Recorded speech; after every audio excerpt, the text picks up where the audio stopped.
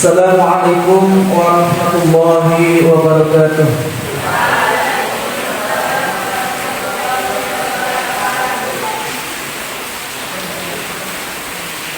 Alhamdulillahirabbil alamin. Alhamdulillahilladzi unzila fihi al-Qur'an hudan lin-nasi wa bayyinatin minal huda wal furqan. Asyhadu an la ilaha illallah wahdahu la syarika lah wa asyhadu anna Muhammadan 'abduhu wa rasuluh. Allahumma shalli wa sallim wa barik ala nabiyyina Muhammad wa ala alihi wa ashabihi wa man ihtada bihudahu ila yaumil qiyamah, amma ba'd. Ingkang kula mulyakaken Ustaz Sairi selaku pimpinan PTN, segenap pengurus panti, bapak-bapak, ibu-ibu, hadirin wal hadirat rahimakumullah, adik-adik yang saya banggakan. Alhamdulillah pagi hari ini kita diguyur hujan. Walaupun adik-adik sudah berdoa, mari kita doa lagi. 1, 2, 3. Allahumma sholliban nafi'an.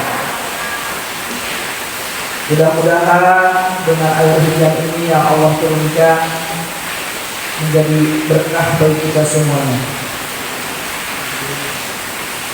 Allah Subhanahu wa taala berfirman, A'udzu billahi minasyaitonir rajim.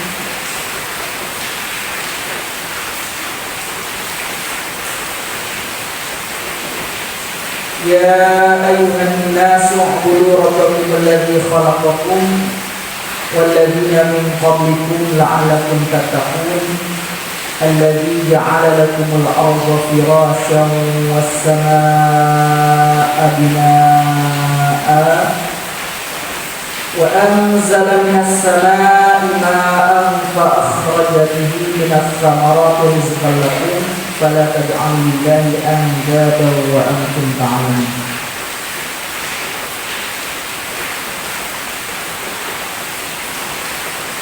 Baik Bapak Ibu yang dirahmati Allah, hadirin rahimakumullah, bagaimana kabarnya pagi hari ini sehat semua?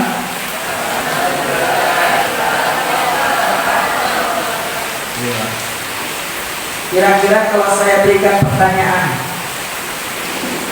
dari dua pilihan ini, saya berikan dua pilihan, mana yang saudara sekalian pilih? Hidup sukses apa hidup bahagia?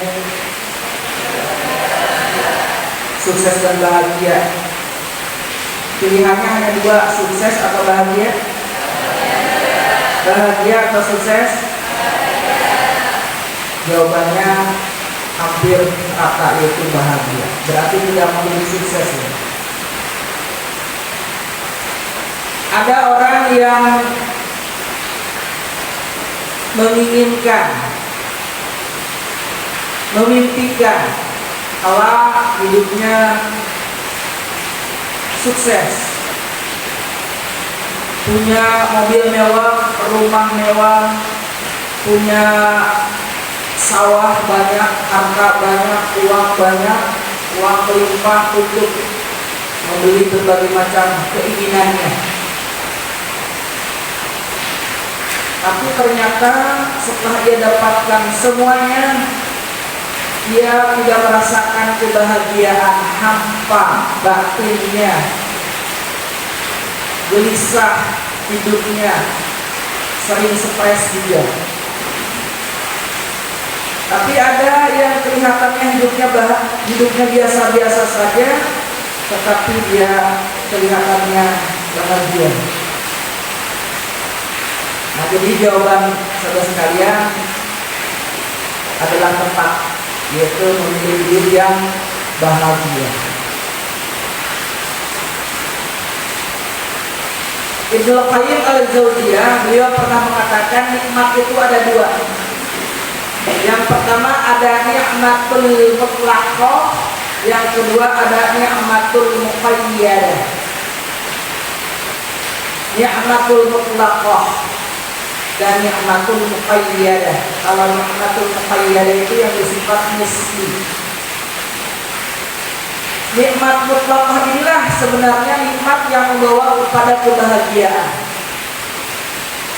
Apa nikmatul mutlaqah itu? Nikmat yang mutlak itu apa? Yaitu nikmatul Islam dan sunnah.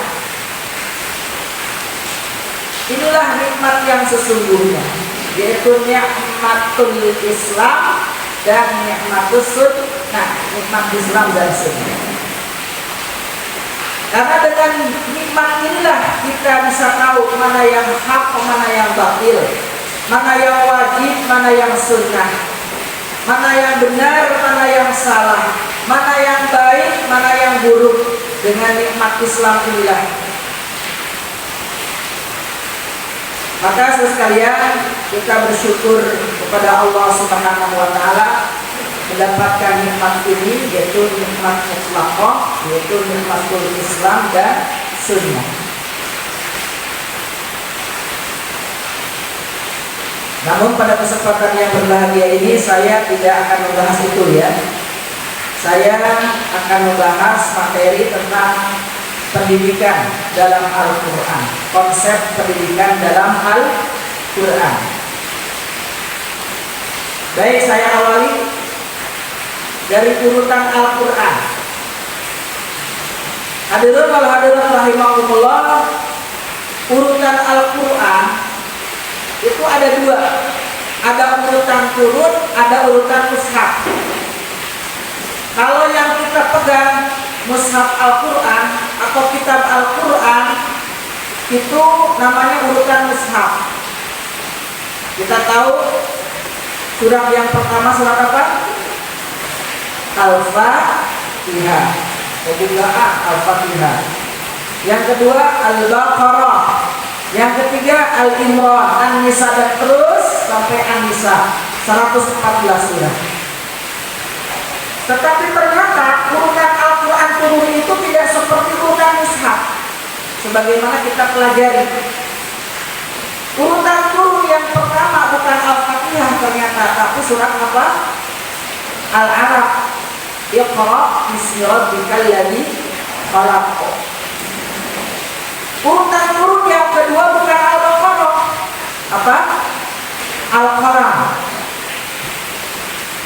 Kemudian Al-Qalam itu yang nun wal qalami wa ma yasturun. Kemudian urutan yang ketiga bukan Al-Imran tapi Al-Muzammil, ya ayyuhal muzammil. Kemudian urutan yang keempat Al-Mudaththir. Baru Al-Fatihah itu urutan yang kelima. Terus sampai bawah. Setelah Al-Fatihah apa kira-kira? Apa? Al-Lahab. Tabat yada abi lahabin wa tab. Nah ternyata kalau kita pelajari urutan turun Al-Quran, kalau urutan turun itu An-Nasr, idza jaa nasrullahi wal fath, Mekah, Islam mendapatkan kemenangan, orang-orang berbondong-bondong masuk Islam ya. An-Nasr itu kalau kita pelajari ada tafsir khusus, tafsir Al-Quran urutan turun. Kalau kita pelajari kan urutannya urutan mushaf ya, urutan mushaf, urutan turun itu nanti kita pelajari sejarah Islam. Kenapa turun pertama Al-Alaq, kemudian yang namanya turun itu ada asbabun nuzulnya, perintahnya apa, sejarahnya bagaimana. Nah kalau kita kaitkan urutan Al-Quran dengan konsep pendidikan itu luar biasa. Jadi Al-Quran telah memberikan bagaimana cara kita mendidik sesuai dengan urutan Al-Quran. Coba kita lihat, ada sebuah kitab namanya Kaifa Yubarmij fil Hayat. Bagaimana memprogram kehidupan. Bagaimana memprogram kehidupan. Kita lihat dari urutan Al-Quran itu turun. Kita tahu Al-Quran itu ada yang Makkiyah, ada yang Madaniyah. Apa bedanya? Apa bedanya adik-adik? Makkiyah sama Madaniyah apa?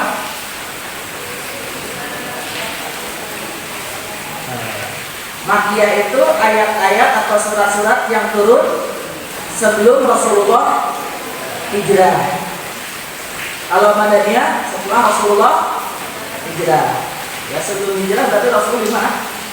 Di Mekah. Setelah hijrah di Madinah. Kalau kita lihat Al-Quran pertama kali turunnya di Mekah. Kenapa? Karena Rasulullah hidup di Mekah. Karakteristiknya apa? Suratnya lebih banyak, namun ayatnya pendek. Suratnya lebih banyak. Kalau nggak salah ada 88 surat turun di Mekah. Dan ayatnya pendek-pendek. Ayatnya pendek-pendek. Qul huwallahu ahad, Allahus samad, lam yalid wa lam yulad wa lam yakul lahu kufuwan ahad. Dan yang pendek-pendek itu yang turun di Mekah, sepertiganya itu adalah tentang tauhid, tentang akidah. Di Mekah ayat-ayatnya belum berbicara tentang hukum, baru tentang akidah dan akhlak. Suratnya pendek-pendek, yang ditekankan adalah akidah dan akhlak. Itu di Mekah. Coba kalau dikasih ayat yang panjang, baru belajar Islam, baru mendakwahkan Islam, dikasih ayat-ayat yang panjang, langsung Al-Baqarah, kira-kira bagaimana?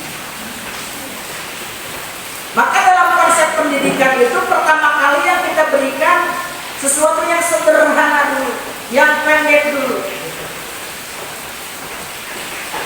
dari yang sederhana.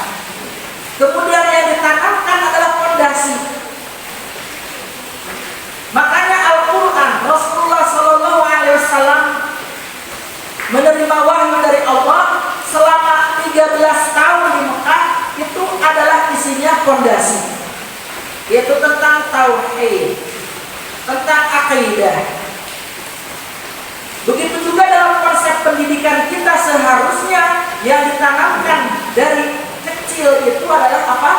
Akidah dulu, tauhid dulu, keyakinan kita dulu, ma'rifatullah dulu, mengenal Allah dulu.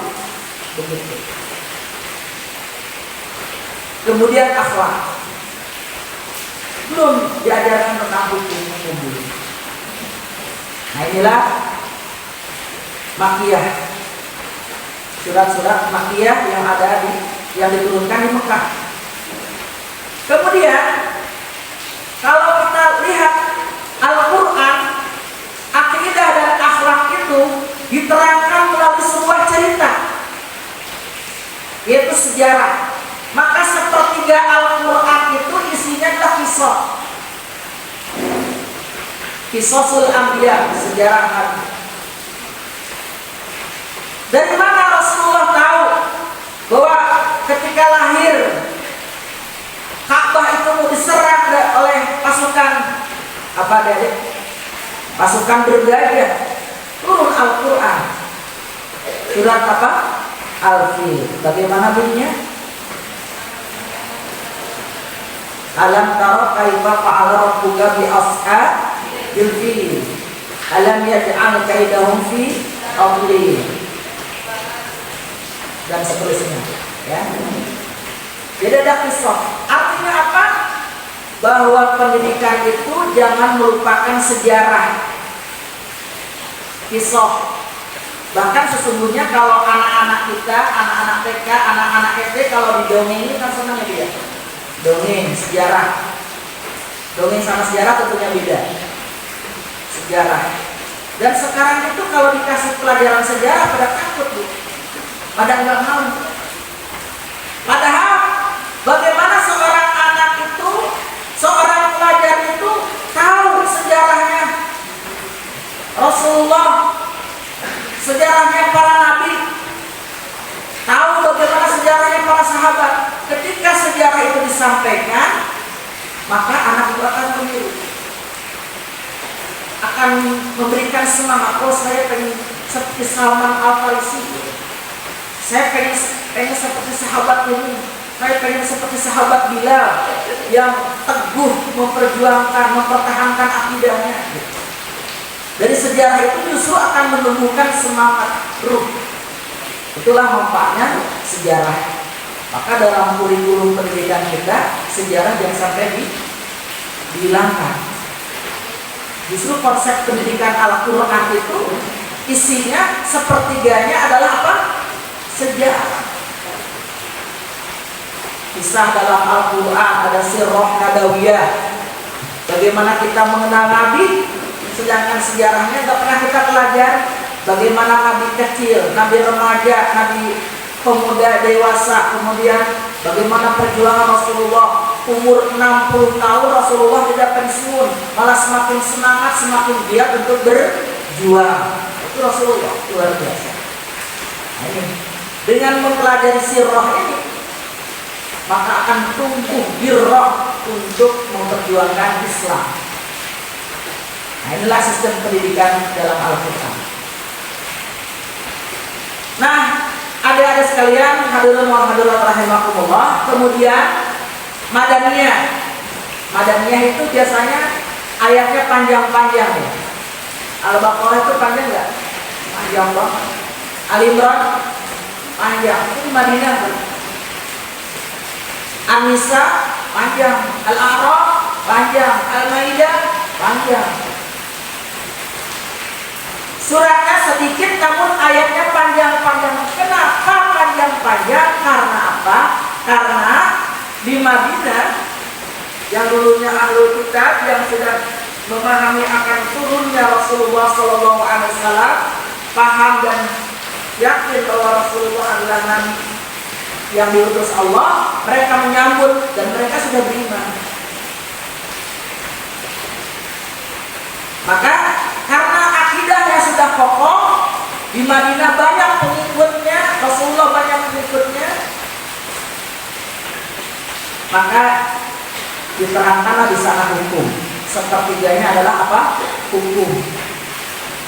Walaupun untuk hukum ini terakhir di Mekah disampaikan sebelum hijrah, yaitu tentang sholat. Ya, perintah pertama yang disampaikan Allah itu adalah apa? Sholat. Dan itu sebelum Rasulullah hijrah. Nanti puasa, zakat, haji, dan ibadah-ibadah yang lain, hukum perdata pidana dalam Islam, hukum mawaris dan lain sebagainya, itu nanti diturunkan di Madinah. Diturunkan di mana? Di Madinah. Hadirin wal hadirat rahimakumullah. Kemudian kalau kita pelajari lagi tafsir urutan turun Al-Quran sesuai dengan turunnya. Ini kalau kita lihat surat yang pertama apa? Al-Alaq, Al-Qalam. Kemudian terus sampai ayat yang ke-38, setelah dipelajari itu ternyata isinya adalah islahun nafs, perbaikan individu. Perbaikan individu, perbaikan diri. Bagaimana akidahnya mantap, bagaimana akhlaknya mulia. Perbaikan individu. Kan Al-Quran itu ada 114 surat ya. 114 surat. Sepertiganya itu awal turunnya itu isinya tentang perbaikan individu, bagaimana memperbaiki diri. Yang kedua, ternyata sepertiga kedua yang diturunkan itu setelah dipelajari, diteliti, itu namanya islahul mujtama, perbaikan sosial dari segala sisi. Dan hampir dipastikan sepertiga yang ketiga adalah islahul daulah, perbaikan negara. Itulah luar biasanya Al-Quran. Maka Al-Quran itu kalau kita pelajari sungguh-sungguh, itu akan memberikan petunjuk yang luar biasa. Baik Bapak Ibu yang dirahmati Allah SWT, kita langsung kepada substansi konsep pendidikan anak dalam Al-Quran. Bapak Ibu yang dirahmati Allah Subhanahu wa taala, di dalam Al-Quran satu-satunya surat yang menggunakan al keluarga hanya satu, yaitu keluarga Al-Imran. Imran ini bukan seorang nabi, bukan ya. Imran ini bukan seorang nabi, tetapi kok bisa diabadikan di dalam Al-Quran bersama keluarganya lagi, keluarga Al-Imran. Tidak ada surat Al-Musa, keluarga Musa, Al-Ibrahim, tidak ada. Tapi keluarga Imran di dalam Al-Quran Allah Subhanahu wa taala berfirman, Inna Allah astafa Adam wa Nuha wa ala Ibrahim wa ala Imran ala al-alamin. Inna Allah astafa, sesungguhnya Allah telah memilih. Ini yang memilih Allah ya. Yang memilih Allah, bukan manusia. Ini Allah yang memilih. Kalau di dunia ini ada pemilihan keluarga yang terbaik, keluarga emas. Selama 25 tahun hubungannya harmonis, keluarga perak. 50 tahun hubungan keluarganya harmonis. Keluarga apa? Emas dipilih. Itu saja sudah bagus. Ini yang memilih siapa? Allah. Siapakah yang Allah pilih dalam ayat ini? Inna Allah astafa, Allah telah memilih Adam. Bukan keluarga Adam, tapi siapa? Adam. Wa Nuh. Bukan keluarga Nuh, tapi Nuh saja. Kenapa? Karena kita tahu Nuh beriman, tetapi istrinya durhaka, anaknya durhaka. Berarti tidak ada alimu keluarganya. Wa ala Ibrahim, baru Nabi yang disebutkan keluarganya adalah wa ala Ibrahim dalam ayat. Karena keluarga Ibrahim luar biasa. Bisa kita mempelajari konsep pendidikan keluarga Nabi Ibrahim. Ibrahim itu punya istrinya berapa ibu? 2. Pertama siapa? Siti Sarah. Yang kedua Siti Hajar. Punya anak dari Siti Hajar namanya Nabi Ismail, dari Siti Sarah Nabi Ishak. Studinya nanti itu adalah menjadi silsilah nasabnya Rasulullah Sallallahu Alaihi Wasallam dari Ismail. Wa ala Ibrahim, wa ala Imran, dan keluarga Imran. Imran ini bukan nabi. Kalau Ibrahim itu nabi, Nuh itu nabi, ada itu nabi, tapi Imran bukan nabi, tapi disebut dalam Al-Quran. Jadi bikin penasaran siapa sih Imran itu? Wa ala Imran alal alamin, sebagai umat di masa mereka yang melebihi segala umat di masa mereka masing-masing.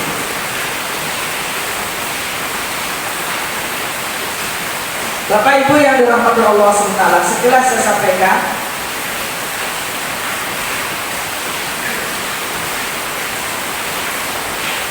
Durriyatan ba'duha min ba'd wallahu sami'un 'alim. إذ قالت امرأة عمران رب إني نذرت لك ما في بطني محررا فتقبل مني إنك أنت السميع العليم.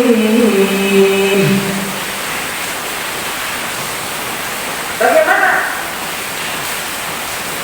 Yang mendidik istrinya Imran adalah suaminya Imran. Jadi baik dan buruknya istri itu tergantung siapa, bapak-bapak, tergantung suami. Ketika istri Imran berkata, ya Tuhanku, sesungguhnya aku menazarkan kepada engkau anak yang dalam kandunganku menjadi hamba yang soleh dan berkhidmat di Baitul Maqdis. Karena itu terimalah nazarku itu, daripada sesungguhnya engkau lama mendengar lagi maha mengetahui. Jadi istrinya Imran, Bapak Ibu, hamil, kemudian berdoa kepada Allah. Kalau anaknya nanti lahir, maka akan dipersembahkan untuk menjaga Baitul Maqdis.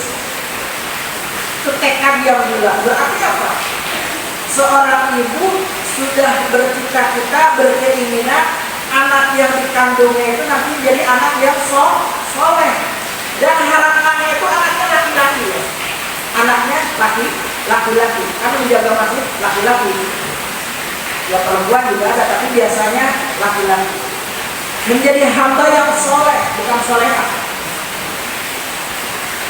Tetapi ketika lahir ternyata bukan laki-laki, bukan laki-laki, tapi perempuan. Ya, lahirlah siapa? Maryam. Ternyata bukan laki-laki, tetapi perempuan. Maryam. Ya akhirnya istrinya Imran tetap bersyukur kepada Allah dan menjadikan Maryam ini manusia yang suci dalam artian jauh dari perbuatan dosa. Artinya apa? Hikmahnya apa? Allah kan lebih tahu. Nanti dalam ayat selanjutnya, ya Allah saya berdoa, ujung-ujungnya Allah mengatakan aku lebih tahu. Artinya apa? Mungkin kalau tidak anak bisa jadi cucu. Maka dari Maryam ini nanti lahirlah Nabi siapa? Nabi Isa. Ini untuk pendidikan juga. Kadang-kadang dalam keluarga kita ini menginginkan anak laki-laki, tetapi keluarnya apa? Perempuan. Padahal berdoa menginginkan anak yang soleh. Oh bisa jadi nanti penerus perjuangan Islam itu kalau tidak anaknya bisa jadi cucunya. Kalau tidak cucunya ya cicitnya. Akan terus berdoa kepada Allah Subhanahu wa ta'ala. Akhirnya kemudian nanti yang merawat Imran, yang merawat bukan Imran, Maryam, karena Imrannya waktu itu meninggal, maka nanti dirawat oleh Zakaria. Oleh siapa? Zakaria. Maka konsep yang pertama yang disampaikan Al-Quran adalah berdoa kepada Allah, bermunajat kepada Allah. Jadi ketika ibu mengandung itu, kita sebagai ibu atau sebagai ayah banyak berdoa kepada Allah Subhanahu wa ta'ala.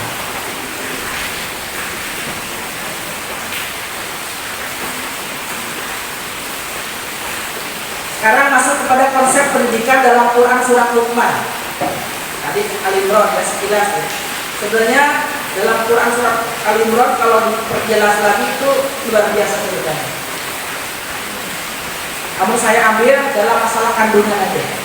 Jadi kalau ibu hamil ya, maka harus berbanyak apa doa. Kalau enggak diberikan keturunan pun harus banyak berdoa. Nabi Zakaria itu kan belum dikasih keturunan istrinya, apalagi istrinya sudah menopause. Untuk hamil tidak mungkin, tetapi karena melihat Maryam berdoa kepada Allah dengan khusyuknya, ketika itu Maryam kan ditempatkan di suatu tempat, tentunya di samping kanan kirinya sudah ada apa? Makanan, minuman. Ketika ditanya dari mana ini Maryam, dari Allah. Maka itu semakin yakin Zakaria dia berdoa kepada Allah Subhanahu wa ta'ala. Jadi diawali dengan doa. Yang kedua, konsep pendidikan Quran surat Luqman. Kita tahu anak-anak sekalian, Luqman juga bukan seorang nabi. Luqman itu bukan seorang nabi, tetapi diabadikan dalam Al-Quran. Ada dalam Al-Quran. Artinya menunjukkan apa? Bahwa kita sebagai manusia biasa pun bisa apa? Bisa mencontoh, bisa menjadi keluarga seperti Al-Imran, menjadi keluarga yang seperti keluarganya Luqman. Konsep pendidikan Quran dalam Quran surat Luqman. Wa idh qala Luqman wa idqal, dan ingatlah ketika Luqman berkata libnihi kepada anaknya dengan perkataan yang lembut, dengan perkataan yang penuh dengan cinta, wa huwa ya'ituhu, di waktu dia memberikan pelajaran kepadanya, ya bunayya, wahai anakku. Apa nasihat pertama yang disampaikan oleh Luqman sesuai dengan tadi tafsir Al-Quran turun, yaitu apa? La tusyrik billah, janganlah kamu mempersekutukan Allah. Inna syirka la dzulmun adzim,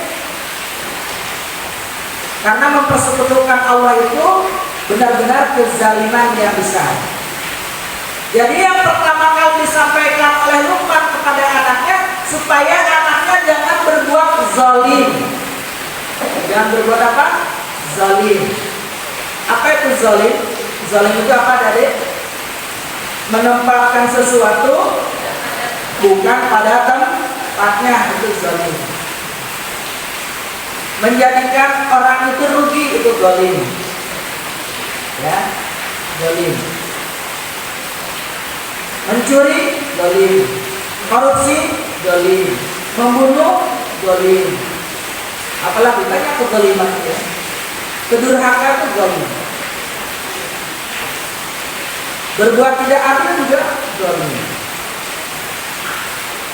Dan seburuk-buruk kezaliman adalah menyekutukan Allah. Inna syirka la dzulmun adzim.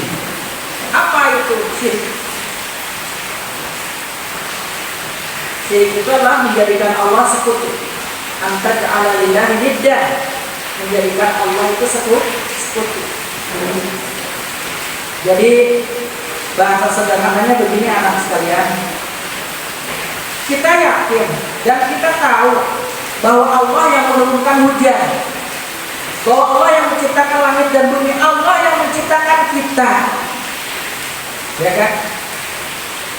Maka Allah berhak disembah, Allah berhak untuk diminta. Tapi ternyata kita mintanya bukan kepada Allah. Padahal kita tahu Allah yang memberikan segala-galanya. Tapi kok kita mintanya ke dukun misalnya ini, supaya dagangannya lancar, supaya dagangannya laris. Kan ada yang seperti itu, Bu. Nah, kita tidak menempatkan sesuatu pada tempatnya. Nah, inilah kezaliman yang paling besar. Dan inilah yang diajarkan oleh Luqman kepada siapa? Kepada anaknya, supaya tidak berbuat syirik. Karena apa? Karena syirik adalah merupakan dosa yang paling besar. Ini penting ini. Ini penanaman akidah, penanaman tauhid. Jadi pendidikan tauhid itu pertama kali harus ditanamkan supaya pondasinya kuat, supaya imannya mantap. Maka dalam Islam pertama kali adalah syahadatain. Asyhadu an la ilaha illallah wa asyhadu anna Muhammadar Rasulullah. Dan tauhid ini harus benar-benar dibawa dari mulai lahir sampai kita meninggal. Man qala akhiru kalamihi la ilaha illallah dakhala jannah. Man qala, barang siapa yang akhir kalamnya, akhir napasnya, kalimatnya yang terucap adalah la ilaha illallah dakhala jannah. Dan mengucapkan la ilaha illallah itu gampang-gampang susah di akhir hayat ya. Gampang-gampang susah. Di kampung saya itu katanya ceritanya gitu, ada orang yang lagi sakaratul maut ditalkin la ilaha illallah, bukan ikutin malah hana caraka data sawala, jawabnya gitu. Disuruh la ilaha illallah malah jawabnya hana caraka data sawala. Ternyata ya memang kehidupan sehari-harinya dia percaya dengan primbon, dengan buku-buku apa? Primbon. Sukanya meramal. Jadi ini yang pertama, penanaman fondasi akidah yang kuat. Dengan akidah yang kuat, manusia akan selamat dalam perjalanan hidupnya. Jadi konsep pendidikan Islam yang pertama yang ada dalam Al-Quran adalah fondasi, itu penanaman akidah. Kenapa ada anak SMA, anak kuliah disuruh sholat malas? Kenapa Bapak Ibu? Karena apa? Karena dulu yang ditanamkan bukan akidah yang mantap, bukan akidah dulu, tetapi sholat. Akidahnya kurang mantap, sehingga ketika SMA, ketika kuliah, dia tidak takut kepada Allah, dia tidak takut meninggalkan sholat. Kenapa tidak takut? Karena belum dikenalkan dengan tauhid, belum dikenalkan dengan akidah yang kokoh. Begitu. Jadi akidah. Yang kedua, akidah yang kuat, akhlak. Belum hukum ya, apa? Akhlak. Dalam Al-Quran surat Luqman ayat 14, ayat 13. وَوَصَّيْنَا الْإِنسَانَ بِوَالِدَيْهِ حَمَلَتْهُ أُمُّهُ وَهْنًا عَلَى وَهْنٍ وَفِصَالُهُ فِي عَامَيْنِ أَنِ اشْكُرْ لِي وَلِوَالِدَيْكَ إِلَيَّ الْمَصِيرُ. Dan kami perintahkan kepada manusia berbuat baik kepada dua orang ibu bapanya. Di sini konsentrasinya ke ibu. Ibunya telah mengandungnya dalam keadaan lemah yang bertambah-tambah. Kalau ibu kita ini hamil, anak-anak sekalian, Masya Allah, berat sekali. Semakin besar perutnya, tidurnya nggak bisa kontrol lagi. Kanan ke kiri, suruh tidurnya aja selama 9 bulan. Dan menyapihnya dalam 2 tahun. Bersyukurlah kepadaku dan kepada kedua orang ibu bapamu, hanya kepadakulah kembali.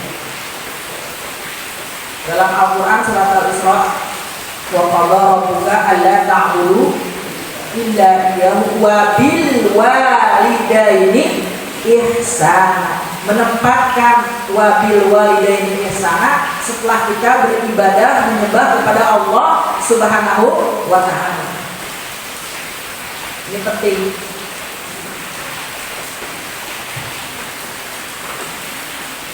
Ditekankan lagi di sini ibu. Kenapa ibu? Ibu itu karena yang melahirkan, karena yang menyusui. Diawali yang mengandung, melahirkan dan menyusui. Maka ketika Rasulullah ditanya kepada siapakah saya memberikan penghormatan, ibumu, baru siapa? Ayah. Karena inilah kelebihan seorang ibu. Apalagi yang namanya ibu ini perannya luar biasa, ada dari sekalian. Ya. Di sini terangkan ibu itu ibaratkan sebagai manajer. Manajer di rumah tentunya ya. Sebagai apa? Manajer, kepala rumah tangga.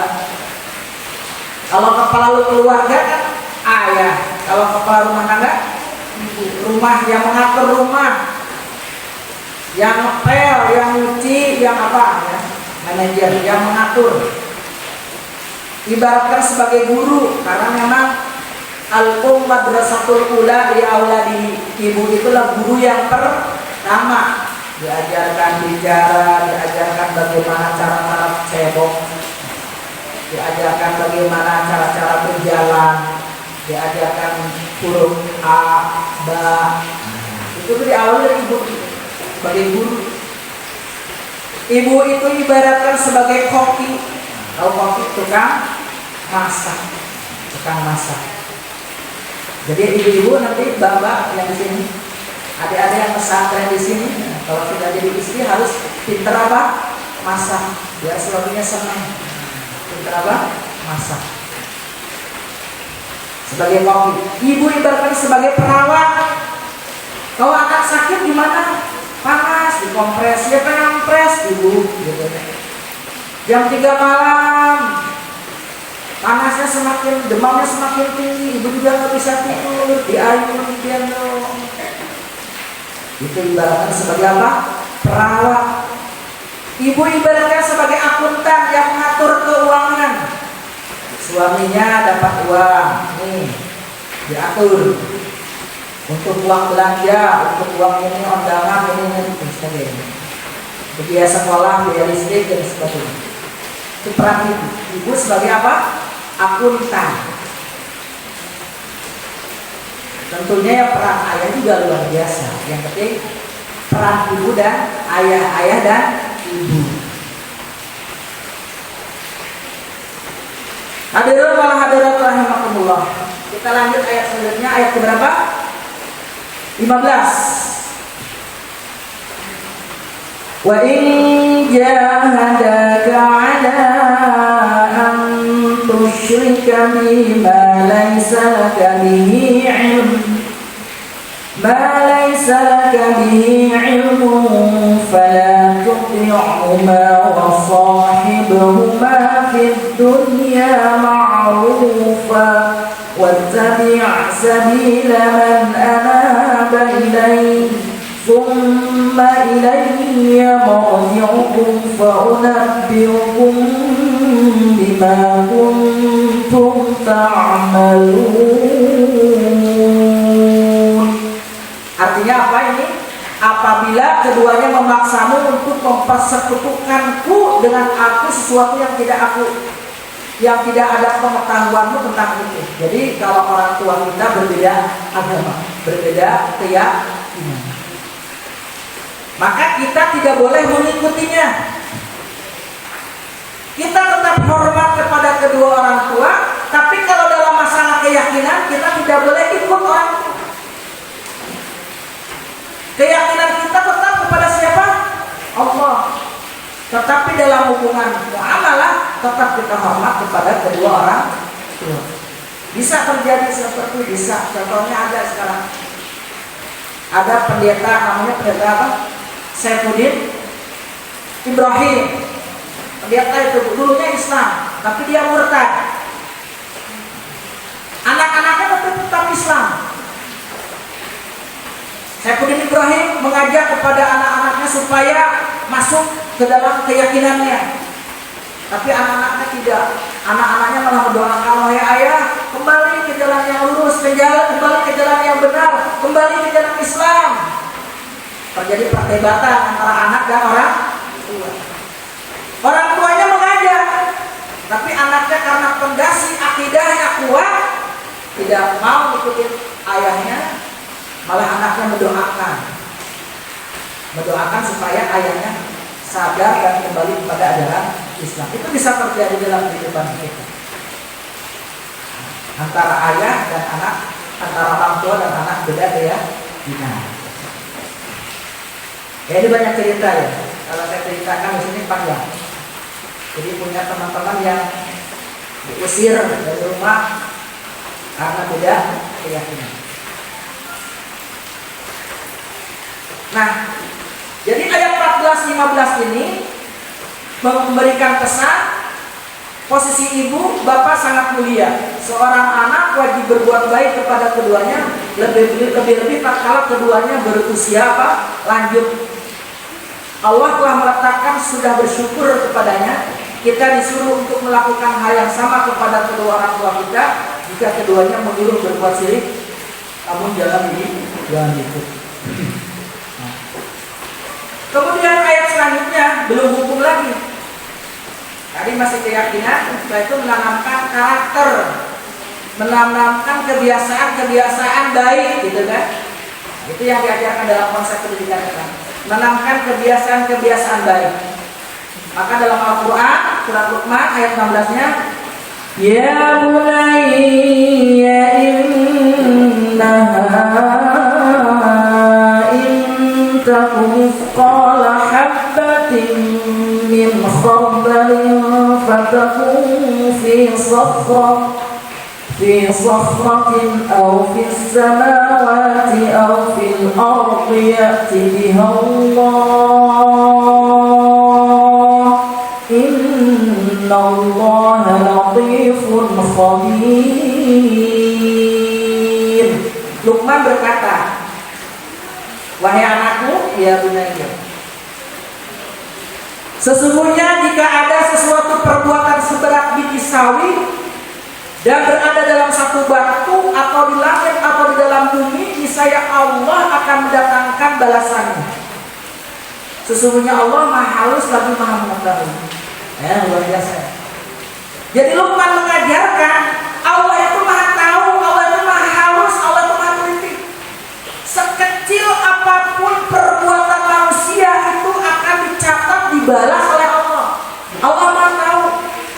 Daun yang jatuh di hutan belantara gelap gulita, tidak ada makhluk, tidak ada manusia satupun, Allah Maha Tahu. Jatuh di hutan belantara, Allah Maha Tahu. Maka di sini ditanamkan kejujuran, ditanamkan apa? Nilai-nilai apa? Kejujuran. Mau dimanapun Anda, Allah Maha Tahu. Lagi puasa ya anak-anak sekalian, itu kamar dikunci, ya, nggak ada orang. Makan sebanyak-banyaknya, minum. Tapi anak itu yang sudah ditanamkan akidah bahwa Allah Maha melihat, dia tidak berani. Allah Maha Tahu. Orang lain tidak tahu, tapi Allah Maha Tahu. Inilah yang ditanamkan Luqman kepada anaknya. Setelah akidahnya mantap, kemudian diterangkan lagi Allah itu gimana? Diterangkan lagi ma'rifatullah. Nah, ini sehingga menjadi mendarah daging di anaknya Luqman. Inilah penanaman konsep karakter kejujuran kepada anak. Perbuatan apapun yang dia lakukan, besar, kecil, kapan, dimanapun, Allah Maha Mengetahui dan akan membalasnya sesuai dengan tindakan perbuatan yang dia lakukan. Maka di dalam Al-Quran ada ayat yang diturunkan di Mekah di mana idza zulzilatil ardu zilzalaha wa akhrajatil ardu athqalaha wa qala al-insanu ma laha yawma idzin tuhaddithu akhbaraha bi anna rabbaka uhalaha yawma idzin yasturun nasu ashtatan yuraw a'malahum faman ya'mal mithqala dzarratin khairan yarah wa man ya'mal mithqala dzarratin syarran yarah. Kecil apapun, sebesar apapun, dibalas oleh Allah kebaikan maupun keburukan. Ini menanamkan karakter. Kemudian baru setelah itu yang ditanamkan oleh Luqman, akidahnya mantap, perilakunya baik, kebiasaan karakternya bagus, dirikanlah sholat. Akidahnya mantap, dirikan apa? Sholat.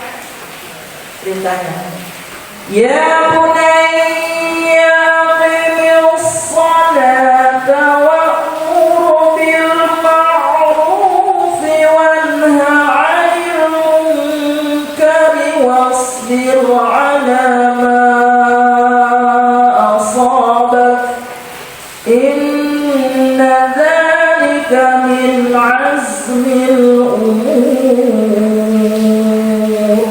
Ya bunayya, wahai anakku, dirikanlah sholat. Jadi hukum pertama kali yang diajarkan kepada anak-anak itu adalah apa? Sholat. Rasulullah juga begitu. Wa'mur, perintahkanlah anak-anakmu sholat. Dan umurnya berapa? 7 tahun. Perintahkan. Kalau nanti setelah 10 tahun, perintah, kalau nggak mau dipukul dengan pukulan yang mendidik, bukan pukulan yang menjadikan keluar darah, tidak, tapi pukulan yang mendidik. Itu perintah Rasulullah. Luqman memerintahkan kepada anaknya yaitu sholat. Karena sholat itu anak-anak sekalian ibaratkan bagaikan kepala dalam tubuh kita. Bagaikan kepala di dalam tubuh kita. Kalau tubuh ini tidak ada kepalanya bagaimana?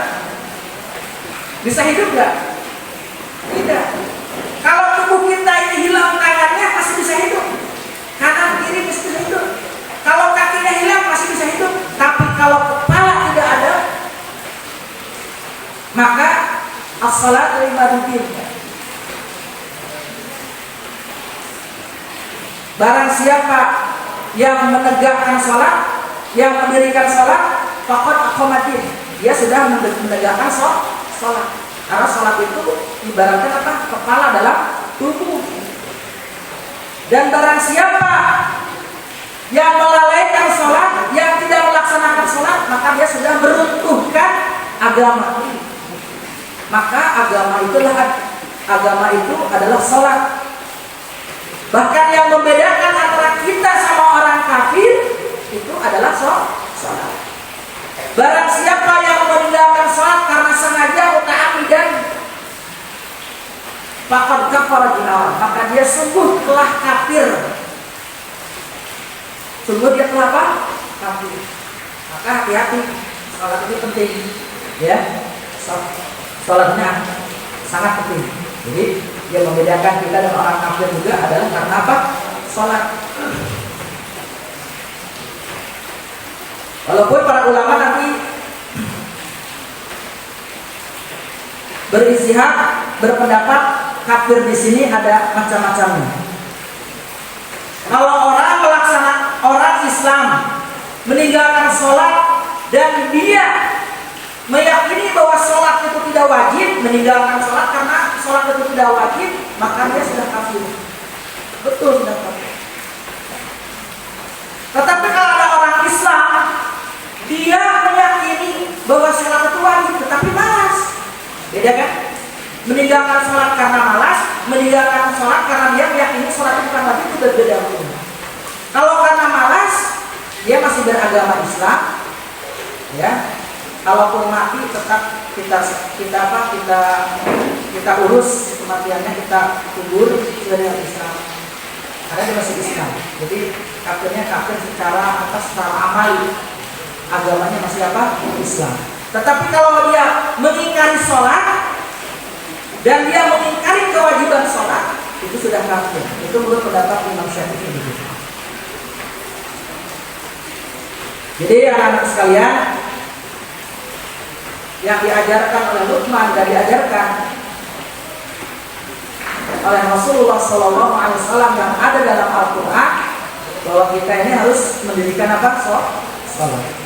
Wa'mur bil ma'ruf wanha 'anil munkar.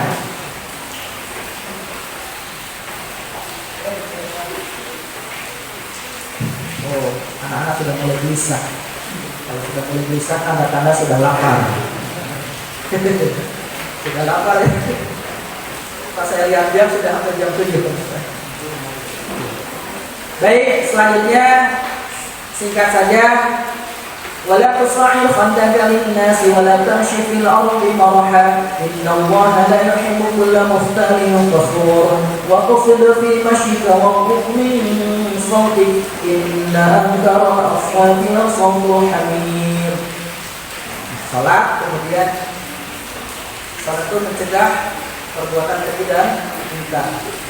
Dan di sini ada larangan-larangan. Ada apa? Larangan-larangan. Hukum itu ada perintah, ada larangan, ya kan? Hukum itu ada perintah dan larangan. Larangannya di sini dilarang sombong. Dilarang apa? Sombong. Dan janganlah kamu memalingkan kamu dari manusia karena sombong. Dan janganlah kamu berjalan di muka bumi dengan angkuh. Sesungguhnya Allah tidak menyukai orang-orang yang sombong, lalu membanggakan diri. Dan sederhanalah kamu dalam berjalan, dan lunakkanlah suaramu. Sesungguhnya sumber suara adalah suara kebenaran. Maka dalam ayat 18-19 ini konsep pendidikannya setelah perintah kemudian ada larangan, bahwa pesannya adalah hiduplah dengan rendah hati, sederhana, jauhi sifat sombong, congkak, takabur, karena sikap demikian adalah sikap syaitan yang dikutuk Allah Subhanahu wa ta'ala. Syaitan itu sebenarnya ilmunya luas, bertaat juga kepada Allah, taat. sombong. Karena apa? Sombong. Akhirnya diusir dari surga Allah. Kenapa? Ketika setan disuruh sujud kepada Adam, dia tidak mau. Kenapa? Aba wastakbar. Dia enggak, dia merasa paling hebat. Saya lebih baik daripada Adam. Adam diciptakan dari tanah, saya dari api. Api lebih baik daripada tanah. Jadi kalau ada orang yang mengatakan saya lebih baik darimu, itu berarti saudara terkena penyakit apa? Sombong. Maka dengan saya maka tidak boleh berbuat sombong. Sehebat apapun kita, sepintar apapun kita, secerdas apapun kita, sekaya apapun kita, kita tetap harus rendah hati. Harus apa? Rendah hati. Karena semua itu adalah titipan. Adalah apa? Titipan dari Allah Subhanahu wa Ta'ala. Baik, demikian yang dapat saya sampaikan. Kurang lebihnya mohon maaf. Benar datangnya dari Allah. Kalau ada yang kurang pas, kurang tepat, datangnya dari kekurangan pribadi saya. Semoga kita dimaafkan oleh Allah Subhanahu wa Ta'ala. Subhanakallahumma wa bihamdika asyhadu an la ilaha illa anta astaghfiruka wa atubu ilaik. Billahi taufiq wal hidayah. Wassalamu alaikum warahmatullahi wabarakatuh.